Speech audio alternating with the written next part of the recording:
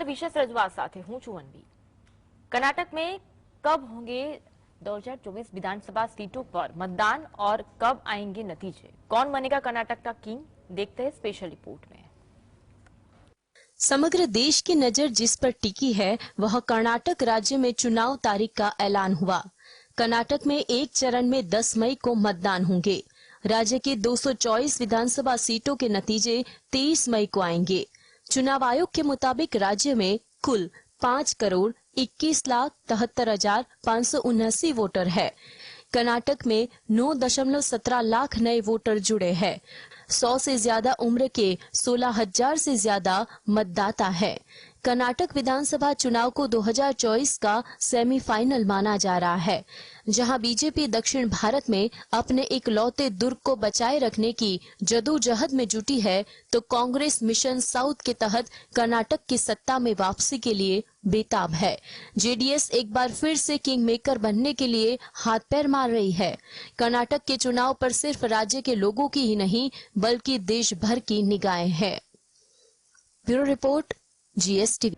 समग्र देश की नजर कर्नाटक के चुनाव पर टिकी हुई है। अब तो कर्नाटक में चुनाव तारीख की भी घोषणा हो चुकी है। 10 मई को चुनाव होंगे तो 13 मई को नतीजे आएंगे।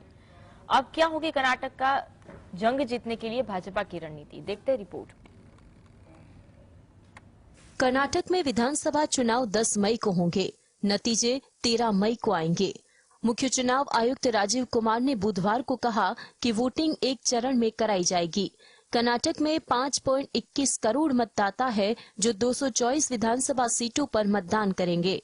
बात करें भाजपा की, तो भाजपा ने आगामी विधानसभा चुनाव के लिए 150 सीटों का टारगेट रखा है। प्रधानमंत्री नरेंद्र मोदी ने 3 महीने में 7 बार कर्नाटक का दौरा किया है। पिछले दौरे में बीएस येदियुरप्पा और मोदी की मुलाकात चर्चा का विषय रही है। मोदी 27 फरवरी को शिवमोगा पहुंचे थे और यहीं उन्होंने येदियुरप्पा का झुककर अभिवादन किया था। येदी संन्यास का ऐलान कर चुके हैं। 4 बार राज्य के मुख्यमंत्री रह चुके 79 साल के येदियुरप्पा कैंपेन कमेटी के हेड बनाया जा सकता है।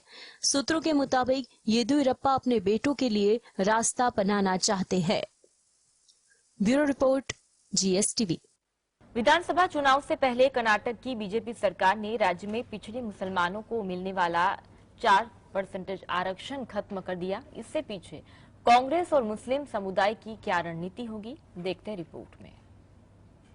विधानसभा चुनाव से पहले कर्नाटक की बीजेपी सरकार ने राज्य में पिछड़े मुसलमानों को मिलने वाला 4% आरक्षण खत्म कर दिया। आइए देखते हैं कि इन कदमों के पीछे किस तरह का चुनावी गणित काम कर रहा है। बीजेपी का लिंगायत समुदाय में मजबूत वोट बैंक है। वह वोकालिंगा समुदाय को भी लुभाने की कोशिश कर रहा है। पिछले लोकसभा चुनाव में वोकालिंगा समुदाय की जहां पर अधिक संख्या है, वहां भी बीजेपी ने सीटें निकाली थी। बीजेपी ने मुसलमान कोटा खत्म करके वोकालिंगा समुदाय का आरक्षण 4% से बढ़ाकर 6% करने की पहल की है। वहीं लिंगायत समुदाय का कोटा 5% से बढ़ाकर 7% किया गया है। इसके साथ ही बड़ा दांव खेलते हुए बोम्मई सरकार ने इस 4% कोटे को राज्य के 2 प्रमुख समुदाय वोकालिंगा और लिंगायत के मौजूदा आरक्षण में जोड़ने का ऐलान किया। Bureau report, GSTV. कर्नाटक में आरक्षण में बदलाव को लेकर भड़का जनाक्रोश हिंसक हो गया और पूर्व मुख्यमंत्री बीएस येदियुरप्पा के घर पर पथराव किया गया। कब ये आग शांत होगी, क्या होगी विवाद को सुलझाने की रणनीति, देखते रिपोर्ट में। कर्नाटक राज्य सरकार ने निर्णय लिया है कि अनुसूचित जातियों के लिए आरक्षण विभिन्न दलित जातियों के बीच अनुपातिक रूप से वितरित किया जाएगा। इसके विरोध में बंजारा और भोवी समुदाय सड़कों पर उतर आए। बंजारा और भोवी समुदायों ने शिवमोगा में येदियुरप्पा के घर और कार्यालय के बाहर हिंसक प्रदर्शन किया, यह दावा करते हुए कि यह प्रावधान उनके समुदाय के साथ अन्याय करेगा। इस पथराव से भाजपा नेता चिंतित है। ब्राह्मणों सहित सवर्ण पहले से ही नाराज थे। अब वहां बंजारा और भोवी जातियों की भी भड़कने से बीजेपी चुनाव में इसके असर को लेकर चिंतित है। येदियुरप्पा ने दावा किया है कि बंजारा समुदाय के नेताओं को गलतफहमी हुई है। मैं उनसे भी बात करूंगा और उन्हें मुख्यमंत्री के पास ले जाऊंगा ताकि उनकी शिकायतों का निवारण किया जा सके। Bureau report. लोकसभा सदस्यता खोने के बाद राहुल गांधी को 22 अप्रैल तक लुटियस दिल्ली में अपना आधिकारिक आवास खाली करने के लिए कहा गया। अब आवास खाली करके कहां रहेंगे राहुल गांधी, देखते हैं स्पेशल रिपोर्ट में। लोकसभा आवास समिति ने सोमवार को राहुल गांधी को सरकार द्वारा मुहैया कराया गया बंगला खाली करने का नोटिस जारी किया। राहुल गांधी को लोकसभा के नियमों के अनुसार अयोग्यता आदेश की तारीख से 1 महीने के भीतर बंगला खाली करने का नोटिस दिया गया है। लोकसभा में सांसद चुने जाने के बाद 2004 में राहुल गांधी को 12 तुगलक लेन बंगला दिया गया था। राहुल इस बंगले में पिछले 2 दशक से रह रहे थे। राहुल पहले ही ऐलान कर चुके हैं कि उनके पास रहने के लिए घर नहीं है। ऐसे में देखना यह होगा कि अब वो कहां जाते हैं। संभावना है कि बंगले को खाली करने के बाद राहुल मां सोनिया के साथ 10 जनपद में चले जाएंगे। इससे पहले प्रियंका गांधी वाड्रा को आधिकारिक रूप से जुलाई 2020 में प्राप्त लोधी एस्टेट बंगला खाली करना पड़ा था। Bureau report GS। Veer Savarkar के मुद्दे पर राहुल गांधी की लगातार बात ने महाराष्ट्र में सहयोगियों को बेचैन कर दिया है। उन्हें शांत करने के लिए कांग्रेस को यहां आश्वासन देना पड़ा कि राहुल अब सावरकर के मुद्दे पर नहीं बोलेंगे। कांग्रेस नेता राहुल गांधी के वीर सावरकर को लेकर की गई टिप्पणी पर उद्धव ठाकरे ने आपत्ति जताई। ठाकरे ने महाराष्ट्र में एक रैली में कहा कि वह सावरकर को आदर्श मानते हैं और राहुल गांधी को उनका अपमान करने से बचना चाहिए। शरद पवार ने राहुल गांधी को इस मुद्दे पर चुप रहने की सलाह दी है ताकि यह विवाद और न बढ़े। कांग्रेस अध्यक्ष मल्लिकार्जुन खड़गे द्वारा बुलाई गई विपक्षी नेताओं की बैठक में पवार ने यह मुद्दा उठाया। उन्होंने चेतावनी दी कि सावरकर पर हमला करने से महाराष्ट्र में विपक्षी गठबंधन टूट जाएगा। शरद पवार ने कहा कि सावरकर कभी आरएसएस के सदस्य नहीं रहे, जबकि विपक्ष की असली लड़ाई नरेंद्र मोदी और बीजेपी संघ के खिलाफ है और उन्हें उस पर ध्यान देना चाहिए। Bureau report GSTV। महाराष्ट्र की राजनीति की तो उद्धव ठाकरे द्वारा वीर सावरकर का अपमान करने के खिलाफ राहुल गांधी को चेतावनी देने के बाद अब सुलह के प्रयास शुरू हो गए हैं। विपक्ष में पड़ी ये गुत्थी को कैसे सुलझाएंगे संजय राउत, देखते रिपोर्ट में। महाराष्ट्र में उद्धव की ओर से शिवसेना सांसद संजय राउत राहुल से मिलेंगे और उन्हें समझाने की कोशिश करेंगे कि भाषणों और प्रेस कॉन्फ्रेंस में सावरकर का जिक्र न करें। संजय राउत ने कहा कि वीर सावरकर हमारे भगवान है, सावरकर हमारी आस्था से जुड़े हैं और हम उनका अपमान बर्दाश्त नहीं कर सकते। मैं नई दिल्ली में राहुल गांधी से मिलूंगा और वीर सावरकर के मुद्दे पर राहुल गांधी से चर्चा करूंगा। सूत्रों के मुताबिक शरद पवार द्वारा उद्धव ठाकरे को चेतावनी दिए जाने के बाद उद्धव ने सुलह का रुख अपनाया है। पवार का मानना है कि हर नेता अपनी विचारधारा के मुताबिक बयान दे सकता है। पवार ने इस बात पर भी जोर दिया कि अगर बीजेपी को हराना है तो एनसीपी, कांग्रेस और उद्धव की शिवसेना को साथ रहना होगा। Bureau report GSTV। Bharatiya Janata party के पूर्व अध्यक्ष नितिन गडकरी ने राजनीति से संन्यास लेने के संकेत दिए हैं। उन्होंने कहा कि अब उनका मन राजनीति से भर गया है। केंद्रीय मंत्री नितिन गडकरी ने राजनीति से संन्यास लेने के संकेत दिए हैं। उन्होंने एक बार फिर संकेत दिया है कि सियासत में उनकी रुचि खत्म हो रही है। ऐसी अटकनें भी लगने लगी है कि संभवतः 2024 लोकसभा चुनाव में उन्हें बीजेपी टिकट भी न दे। रविवार को नागपुर में एक अवार्ड फंक्शन के दौरान कहा कि वह भले ही 2 चुनाव जीत चुके हैं, लेकिन वह जानते हैं कि लोग उन्हें तभी वोट दे जब उन्हें लगे कि उन्हें वोट देना चाहिए। उन्होंने कहा कि मैं एक सीमा से ज्यादा किसी को तुष्ट नहीं करता, यहाँ तक कि अगर कोई अन्य भी मेरी जगह आता है तो मुझे कोई दिक्कत नहीं, क्योंकि तब मैं अपने काम को और ज्यादा समय दे सकूंगा। इस दौरान गडकरी ने वैकल्पिक ऊर्जा से जुड़े अपने कुछ वेंचर्स का जिक्र किया। Bureau report GS। Veer Savarkar को लेकर महाराष्ट्र के मुख्यमंत्री एकनाथ शिंदे ने एक तीर से कई निशाने साधने की कोशिश की है। क्या होगी महाराष्ट्र में एकनाथ शिंदे की रणनीति, देखते हैं खास रिपोर्ट में। महाराष्ट्र के मुख्यमंत्री एकनाथ शिंदे एक तरफ वह उद्धव ठाकरे को घेर रहे हैं तो दूसरी ओर कांग्रेस के आंदोलन को राज्य में कमजोर करने की रणनीति बना रहे हैं। इसका असर महाविकास अघाड़ी पर भी पड़ सकता है। सत्ताधारी दल के लोग राज्य भर में सावरकर गौरव यात्रा निकाल कर बताएंगे कि देश की आजादी के लिए सावरकर ने क्या क्या काम किया है।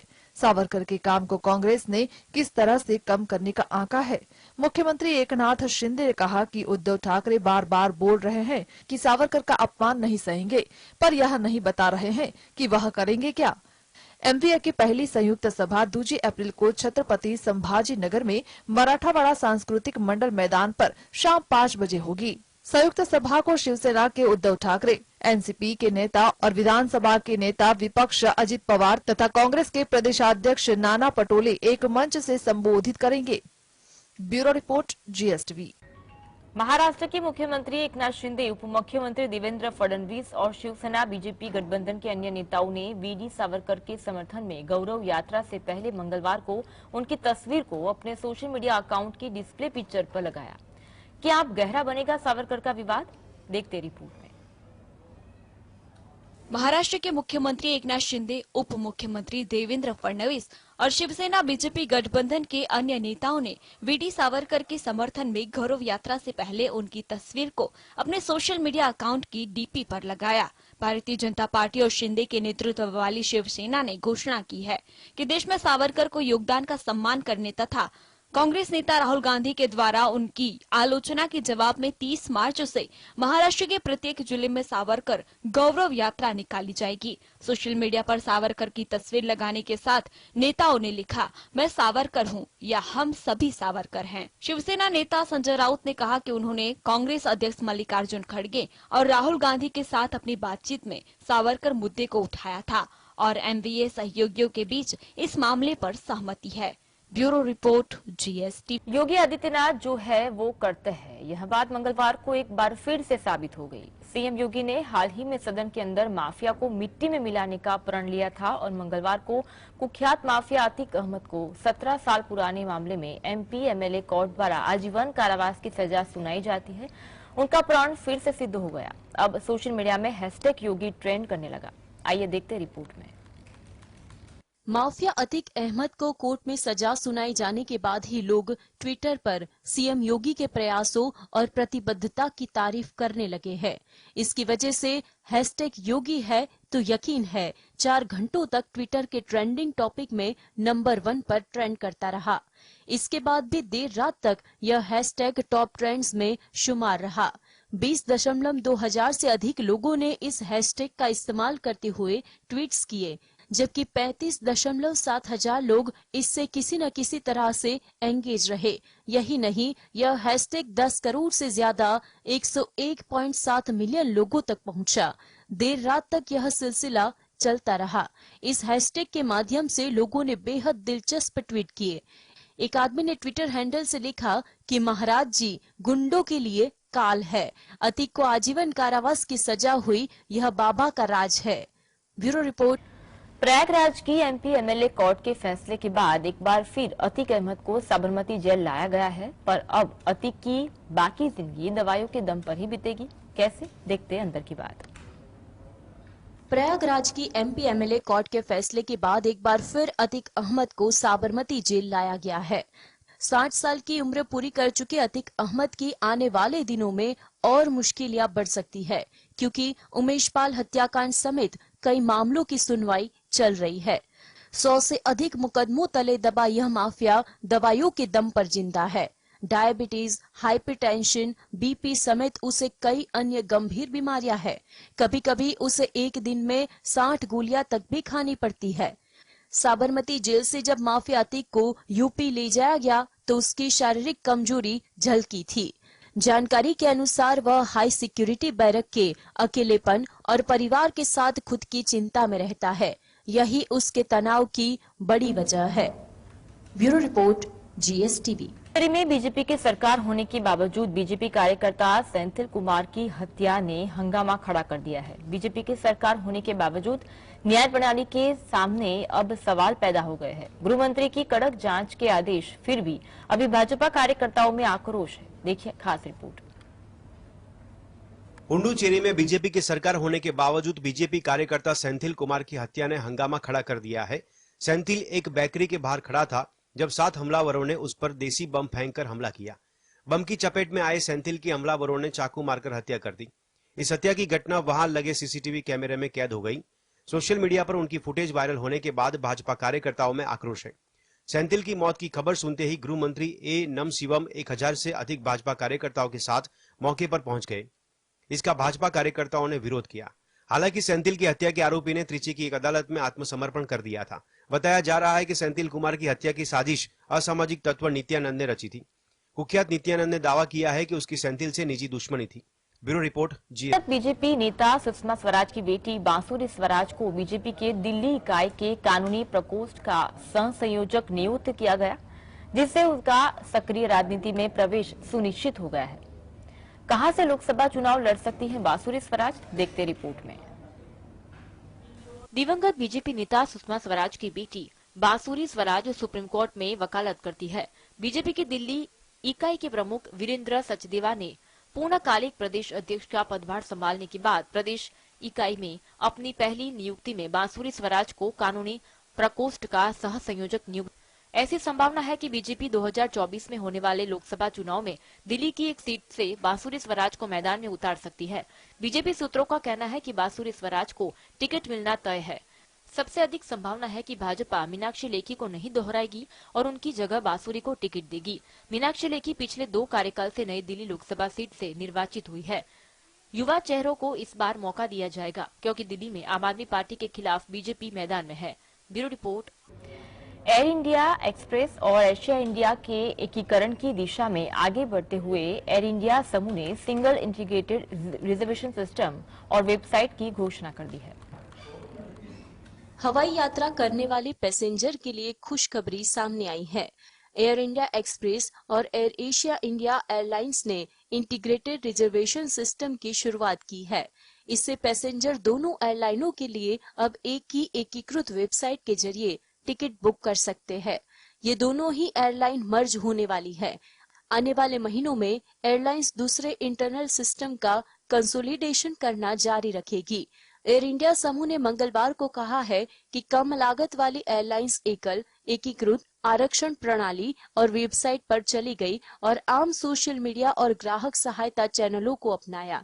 यह माइग्रेशन, जिसमें मुख्य रूप से एयर इंडिया एक्सप्रेस का एयर एशिया इंडिया द्वारा उपयोग किए जाने वाले सिस्टम में माइग्रेट करना शामिल है, एयरलाइन और यात्रियों के लिए महत्वपूर्ण क्षमता और दक्षता लाभ प्रदान करता है। Bureau report.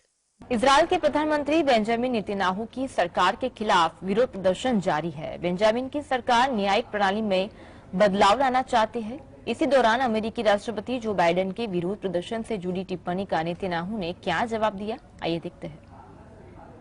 इजरायल में सरकार के खिलाफ विरोध प्रदर्शन हो रहे हैं। इस बीच इजरायल के प्रधानमंत्री बेंजामिन नेतन्याहू ने अमेरिकी राष्ट्रपति जो बाइडेन के विरोध प्रदर्शन से जुड़ी टिप्पणी का जवाब देते हुए कहा, इजरायल एक संप्रभु देश है जो विदेशी दबाव के आधार पर फैसले नहीं लेता है। यह अपने लोगों की इच्छा से अपने फैसले लेता है। हमारे फैसले किसी विदेशी दबाव में नहीं लिए जाते हैं। हम अपने अच्छे मित्र देशों पर आधारित फैसले नहीं लेते हैं। उन्होंने कहा कि उनका प्रशासन सभी की सहमति की मदद से सुधार करने की कोशिश कर रहा है। जो बाइडेन ने कहा था कि उन्हें उम्मीद है कि नेतन्याहू उन न्यायिक परिवर्तनों को जोड़ देंगे जिसकी वजह से देश में विरोध प्रदर्शन हो रहे हैं। उन्होंने कहा था कि इससे सरकार के लिए एक राजनीतिक संकट पैदा हो सकता है। Bureau report, GSTV। Supreme court ने बिल्किस बानो मामले में 11 दोषितों को जल्दी रिहा करने के गुजरात सरकार के फैसले पर अब सुप्रीम कोर्ट ने दोषितों के वापस जेल भेजे जाने की संभावना प्रबल हो गई है। क्या है मामला, देखते रिपोर्ट में। बिल्किस मामले में सुप्रीम कोर्ट ने केंद्र और राज्य सरकारों को नोटिस जारी कर सुनवाई के लिए 18 अप्रैल की तारीख तय की है। न्यायमूर्ति KM जोसेफ और BB नागरत्न पीठ ने गुजरात सरकार को दोषियों को रिहा करने वाली संबंधित फाइलों के साथ तैयार रहने का आदेश दिया। सुप्रीम कोर्ट ने इस मामले में कड़ी टिप्पणी करते हुए कहा कि सरकार ने इस मामले में दोषियों को रिहा करने में बहुत उत्साह दिखाया है, जब हजारों कैदी हत्या के मामलों में वर्षों से जेल में बंद है। गुजरात सरकार ने ऐसे लोगों की अर्जी पर आपत्ति जताई थी जिनका मामले से सीधा संबंध नहीं था, लेकिन सुप्रीम कोर्ट ने इस आपत्ति पर विचार नहीं किया। सुप्रीम कोर्ट राजनीतिक और नागरिक अधिकारों के लिए लड़ने वाले कार्यकर्ताओं द्वारा दायर याचिकाओं के अलावा बिल्किस बानो द्वारा दायर एक रिट याचिका पर सुनवाई कर रहा है। Bureau report, GSTV।